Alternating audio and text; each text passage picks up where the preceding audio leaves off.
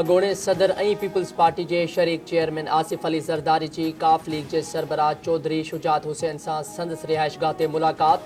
आसिफ अली ज़रदारी चौधरी शुजात हुसैन का संदस सेहत बाबत मालूम किया। मुलाकात में मुल्क की मौजूदा सियासी सूरत हाल समेत मुख्तलिफ मामलन से गाल्हियूं कयूं वियूं। काफ लीग सरबराह ऐं अगोणे वज़ीर आज़म चौधरी शुजात हुसैन चयो आहे त महांगाई आसमान से गाल्हियूं करे रही है। महांगाई घट करण हुकूमत की तरजीह होण घुर्जे। समूरियूं सियासी पार्टियों मुल्की मईशत बेहतर बनाने लाइ किरदार अदा कन। सियासत पोइ भी थींदी रहंदी आहे। अवाम जो सोचणो पवंदो। सरकारी मुलाज़मन जूं पघारूं पेंशन में भी वाध कई वञे।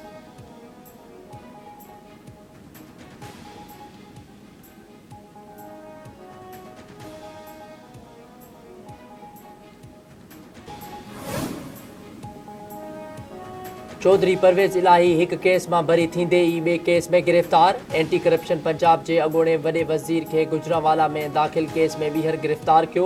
परवेज़ इलाही के गुज़िरियल ॾींहुं लाहौर में करप्शन केस में गिरफ्तार किया वियो हो। एंटी करप्शन कोर्ट अॼु धुरियुनि जा दलील ॿुधण बाद खेस केस में बरी कंदे आज़ाद करण जो हुकुम ॾिनो हो।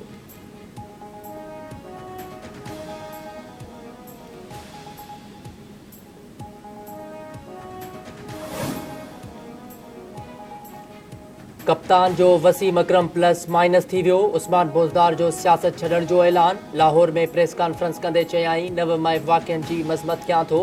14 महीननि खां मुख़्तलिफ़ अदालतुनि में केसनि खे मुंहुं ॾेई रहियो आहियां। फ़ौज सां गॾु बीठो आहियां ऐं बीठो रहंदुसि।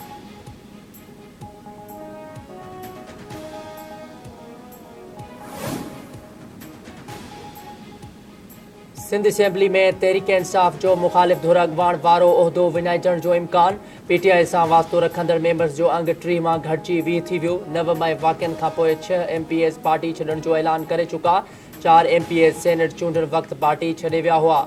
एवान में MQM 21 सीटन से ॿियो नंबर वॾी पार्टी बणिजी वई। ज़रियनि जो चवणु आहे त MQM जल्द पंहिंजो मुखालिफ धुर अॻवान आणण जो ऐलान करण वारी आहे। GDA भी हिमायत कंदी।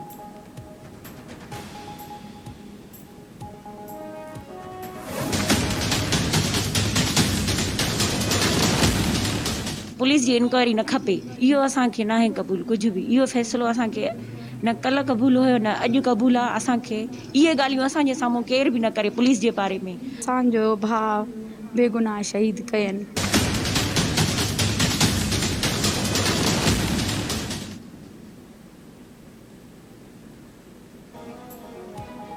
वडे वज़ीर सैयद मुराद अली शाह जो सदाम लाशारी के वारसनि के मुतालबे ते वाक़े की अदालती जांच जो हुकुम। एक ॾींहुं पहिरें सदाम लाशारी के वारसनि वडे वज़ीर खां मामले की अदालती जांच कराइण जो मुतालबो किया हो। ठुलवासी सोशल वर्कर सदाम लाशारी के जैकबाबाद पुलिस मुबैना पुलिस मुकाबले में मारण की दावा कई हुई। बाद में पुलिस पंहिंजे दावा तां फिरंदे मौक़िफ़ अख्तियार किया हो तो सदाम लाशारी पुलिस मुकाबले दौरान न पर पंहिंजे साथियनि की फायरिंग में मारियो वियो।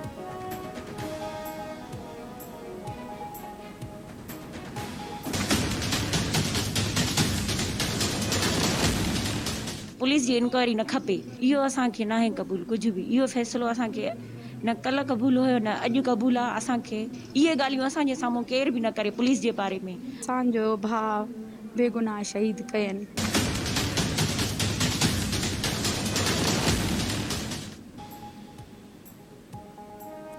वडे वज़ीर सैयद मुराद अली शाह जो सदाम लाशारी के वारसनि के मुतालबे ते वाक़े की अदालती जांच जो हुकुम। एक ॾींहुं पहिरें सदाम लाशारी के वारसनि वडे वज़ीर खां मामले की अदालती जांच कराइण जो मुतालबो किया हो। ठुलवासी सोशल वर्कर सदाम लाशारी के जैकबाबाद पुलिस मुबैना पुलिस मुकाबले में मारण की दावा कई हुई। बाद में पुलिस पंहिंजी दावा तां फिरंदे मौक़िफ़ अख्तियार किया हो तो सदाम लाशारी पुलिस मुकाबले दौरान पुलिस न पर पंहिंजे साथियनि की फायरिंग में मारियो वियो हो।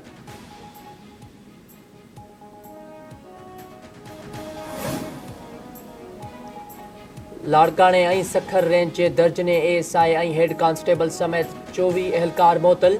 हेडक्वार्टर रिपोर्ट करण जो हुकुम। एहलकारन के ईरानी तेल की स्मगलिंग मंशा के विक्री ऐं जुआ अड्डा हलाइण में मुलविस हुजण ते मुअतल किया वियो। मुअतल थियलन में जैकबाबाद शिकारपुर कश्मोर ऐं सखर ज़िलनि जा एहलकार शामिल।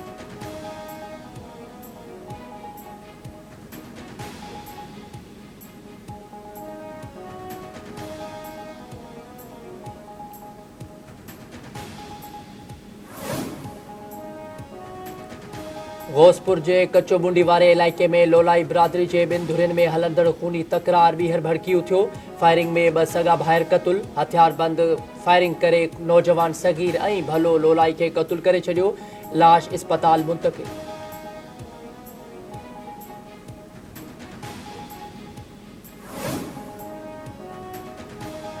रेती भरसां सादकाबाद में प्लाट जे मामले तां मलिक बिरादरी में झेड़ो। एक ॼणो क़तूल। रशीदाबाद पाड़े में झेड़े दौरान अरबाब मलिक क़तूल थी वियो। लाश अस्पताल मुंतक़िल।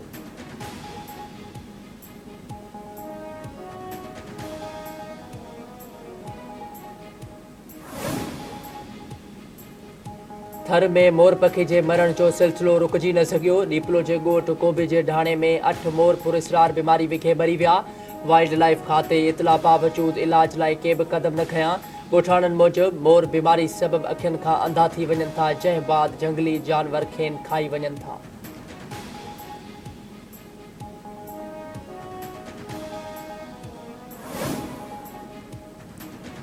ऐं उर्दुन जो वली उहदुल हुसैन बिन अब्दुल्ला अल सानी सऊदी नारी सां शादी जे ॿंधण में ॿधिजी वियो। काड में अमरीकी ख़ातून अव्वल, बरतानवी शहज़ादो वलीम, संदसि ज़ाल केट ऐं पाकिस्तान जे परॾेही वज़ीर बिलावल भुट्टो ज़रदारी समेत 1700 आलमी अॻवाननि ऐं अहम शख़्सनि शिरकत कई।